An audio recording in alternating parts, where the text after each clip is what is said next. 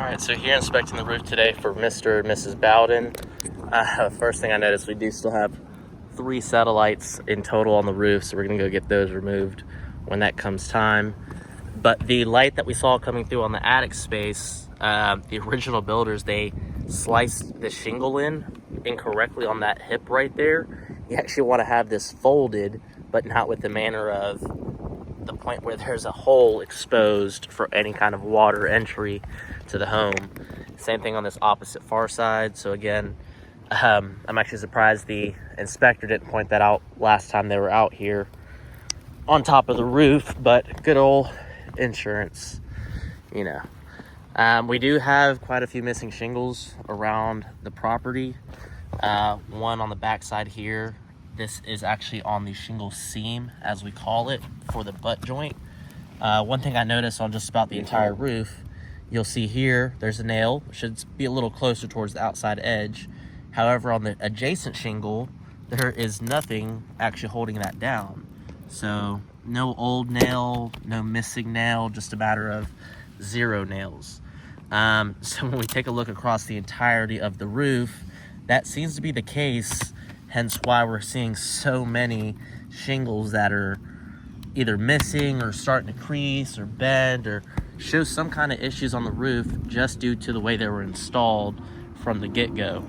Now, when it comes to the full roofing system, any kind of issues that can arise, whether that's original to the home, such as this random staple that's been sticking out of the roof for, I would say, the last 20 years, according to the rust, or even this ginormous hole. I have no idea where this could have came from, but once again, the shingle is not sealed, so I'm able to lift it up very freely and see directly below.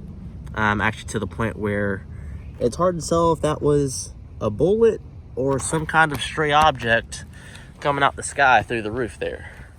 But nonetheless, one thing we would also change is replacing this back with the ridge vent. So we'll take out these old box vents across the back side of the roof, go back with the ridge vent across the entire section, as well as that top side peak. That's gonna be the norm for a lot of new homes. As far as, actually, perfect example right there across the street, that little small peak you see over the top side edge, that raised section is gonna be the ridge vent that we're talking about in question here. So that would get installed on this main section, the front peak, as well as that central section there too. But again, with the overall roof condition, missing shingles here and there, that's the spot over the bedroom that we're seeing. Missing shingles here across the front, again across that seam.